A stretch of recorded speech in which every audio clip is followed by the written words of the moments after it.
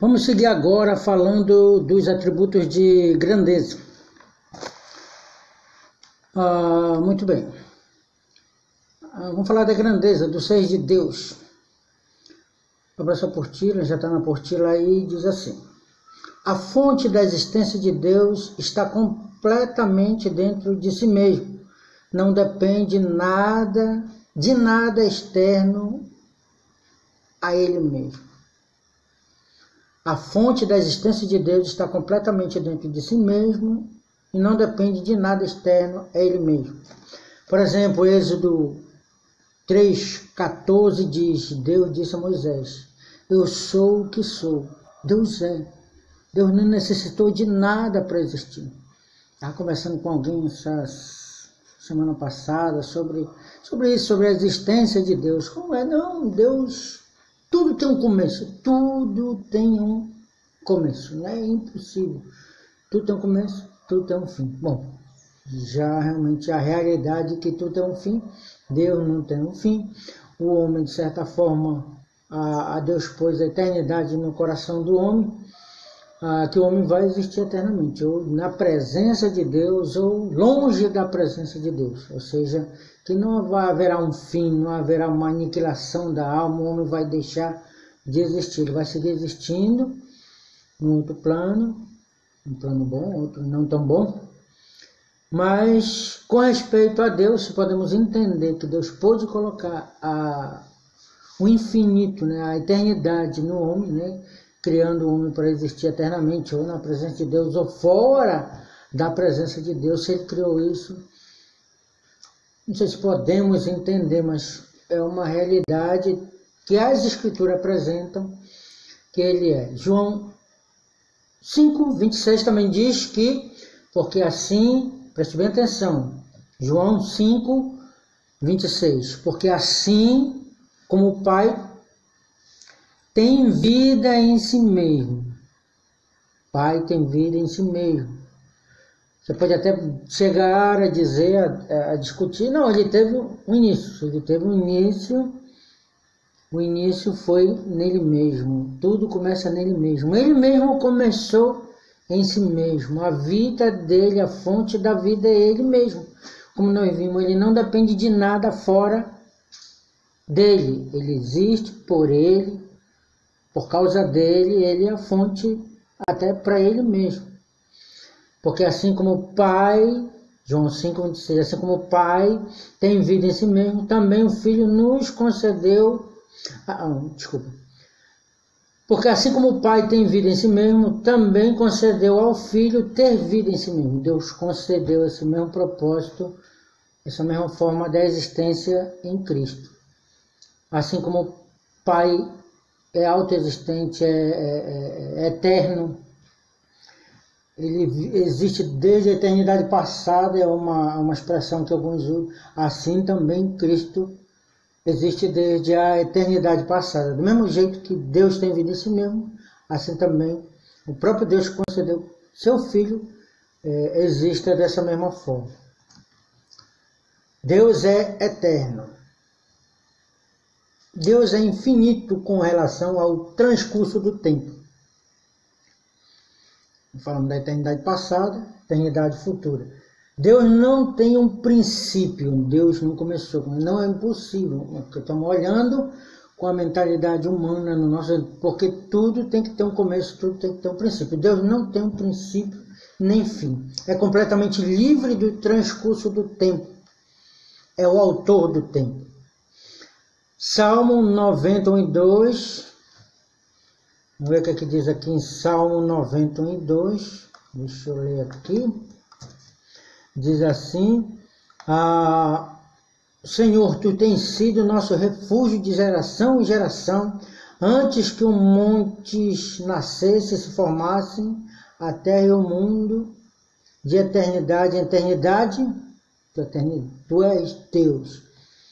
Deus mesmo inspirando a homens para falar de si mesmo, de eternidade em eternidade. A ideia de eternidade passada e eternidade futura, Deus é Deus. Isaías 57:15 diz: Porque assim diz do alto, o sublime, o que habita a eternidade, o qual tem um nome de santo. Habito eu no alto e santo lugar, mas habito também com contrito e abatido de espírito, para vivificar o espírito do abatido e vivificar o coração dos contritos.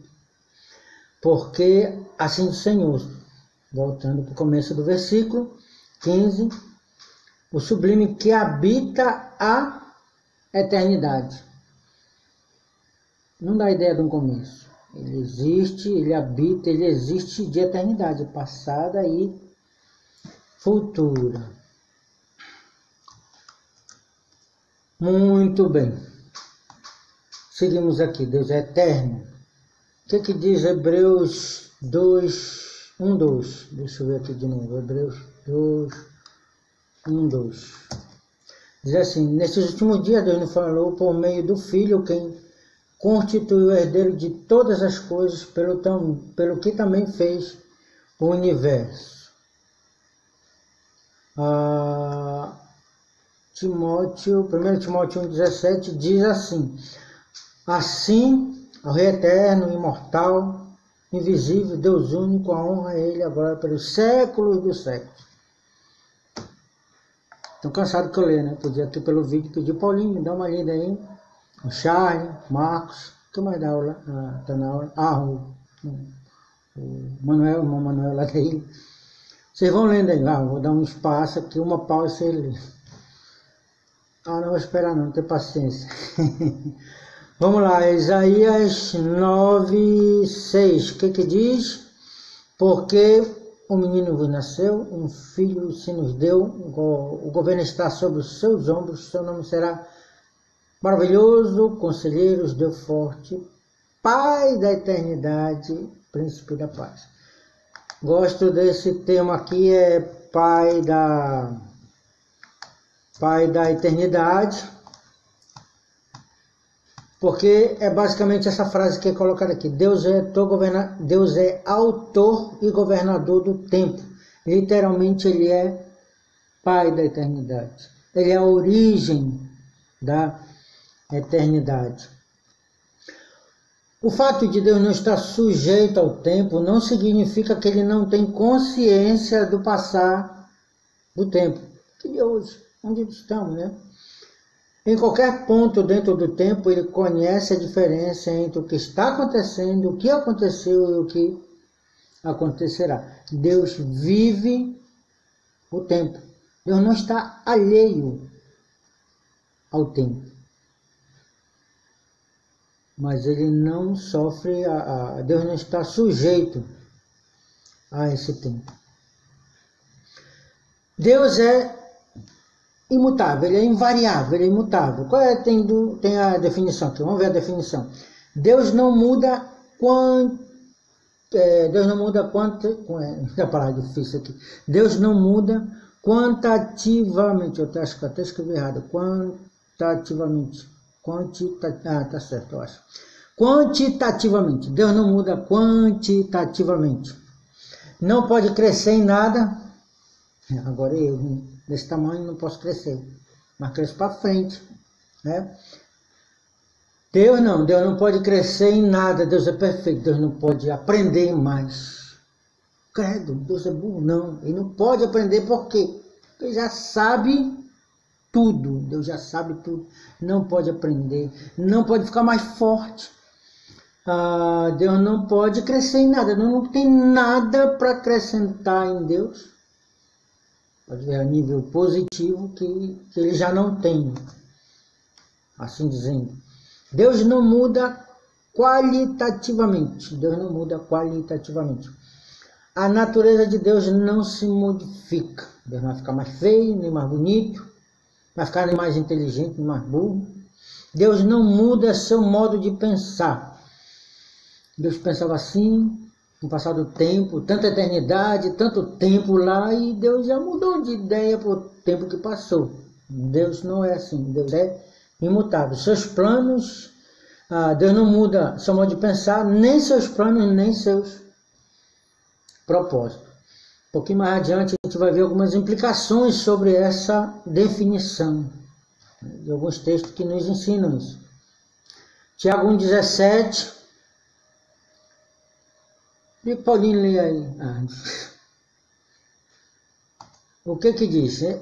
Fala que em Deus, em quem não pode existir variação ou sombra de mudança. Malaquias 3,6. Irmão Manuel, lê aí. Não sei se ele está vendo esse vídeo. Se ninguém vê o vídeo, estou falando sozinho. Malaquias 3,6. O que diz? Diz, porque eu, o Senhor, não mudo. Números 23:19. O que diz? Que faltou ler aí? Marco? Diz assim, nem ele não é filho de homem para que se arrependa. A ideia do nosso arrependimento é questão de mudar. Quando nós precisamos nos arrepender, isso implica mudança, deixar as coisas erradas que estão fazendo para passar a fazer a vontade de Deus. Isso é arrependimento, implica uma mudança, mas Deus não muda, entenda isso, Deus não muda. É uma verdade, é um princípio básico, uma verdade universal. Muito bem, alguns problemas, alguns questionamentos, tem algumas situações aí de onde precisamos entender melhor. Alguns questionamentos com respeito à imutabilidade de Deus. Primeiro, existe a teologia do processo. O que é isso? Teologia do processo. Significa que a imutabilidade de Deus tem sido desafiada pela denominada teologia do processo. Preste bem atenção, essa teologia apresenta um Deus bipolar. Uma forma um pouco forte, um pouco irônica de dizer, com duas naturezas. Uma natureza primordial, ou seja, invariável, em sua essência abstrata, Deus tem aquilo que não muda, e uma natureza consequente, tem um aspecto de Deus que muda, ou seja, a sua realidade concreta, em sua realidade concreta com a que responde ao processo na criação. Requer mudança em Deus. Deixa eu ver se eu explico essas palavras complicadas aqui. A natureza consequente tem a ver com Deus se relacionando com a sua criação. A criação vai se evoluindo, vai crescendo, vai mudando, principalmente o homem. E a forma que Deus se relaciona, Deus tem um plano para a vida do homem, aquele homem muda, através do relacionamento o homem muda, e isso provoca, de certa forma, alguma mudança em Deus. Por exemplo, o destino de todo ser humano é o inferno, e Deus começa a trabalhar na vida daquela pessoa, aquela pessoa se arrepende, aquela pessoa muda, começa a agir de uma forma que agrade a Deus, e Deus muda os seus planos para com aquela pessoa, muda o seu sentimento com aquelas pessoas. Talvez não sejam as melhores palavras ou o melhor exemplo para explicar, mas vai por aí, por esse caminho. Nós temos aqui alguns exemplos, né? Quando o homem evolui e se arrepende, Deus responde a esse processo mudando sua relação com esta pessoa.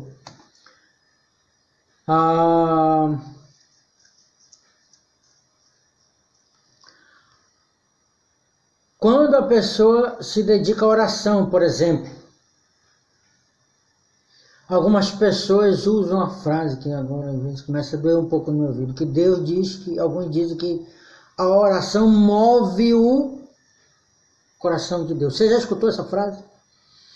Temos que orar mais, porque a oração move o coração de Deus.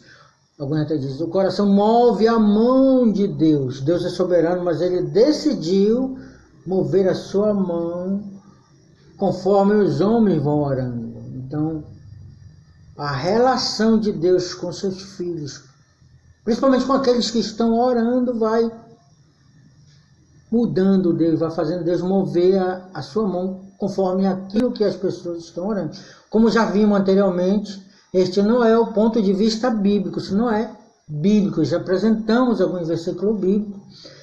Este paradoxo, já explicamos em aula o que é paradoxo, são duas realidades que aparentemente vão juntas, duas verdades que aparentemente tão certas, mas ao mesmo tempo se contradiz, né? Então este paradoxo estabelece um princípio imutável de processo que estabelece que todo, incluindo os princípios, está nesse processo. Tudo está nesse processo. Deus não muda. Há algumas mudanças aparentes em Deus. Vamos falar um pouco disso. Quando olhamos na Bíblia, algumas pessoas vão levantar alguns textos. Você está preparado para ler isso, para entender isso, para responder isso. Há alguns textos que aparentemente falam que Deus muda. A imutabilidade de Deus não quer dizer a imobilidade de Deus. Deus é ativo, estabelece relações com os homens que mudam. Deus não muda, mas os homens mudam. O Deus imutável deve mudar seus tratos com os homens a fim de permanecer imutável em seu caráter e seus propósitos. Exemplo, 1 Samuel. Vamos lá, um texto complicado. 1 Samuel 15:10. Então veio a palavra do Senhor a Samuel dizendo, versículo 11, arrependo-me. Deus se arrependeu. Arrependo-me de haver constituído Saul rei por quanto deixou de me seguir e não executou as minhas palavras. Então Samuel se contristou e toda noite clamou ao Senhor. Deus se arrependeu. Esta classe de passagem pode ser explicada com uma das três maneiras. Preste atenção. Uma das três maneiras. Antropomorfismo, ou seja, uma forma humana de representar algo espiritual. Estas são simples descrições dos atos e sentimentos divinos com palavras humanas desde uma perspectiva humana.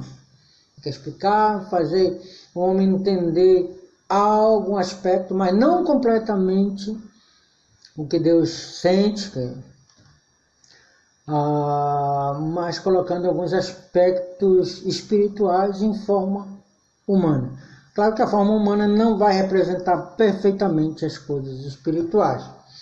A segunda é que o que parecem ser mudança de propósito são realmente etapas no desenvolvimento do plano de Deus. A terceira coisa é algumas aparentes mudanças de propósito são mudanças de orientação resultante das mudanças das relações com Deus que estabelece os homens. Por exemplo, o arrependimento de Nínive. Não é que Deus mudou por causa da mudança de Nínive. Deus já tinha estabelecido no seu plano eterno, nos seus desígnios eternos, que Deus ia atuar assim.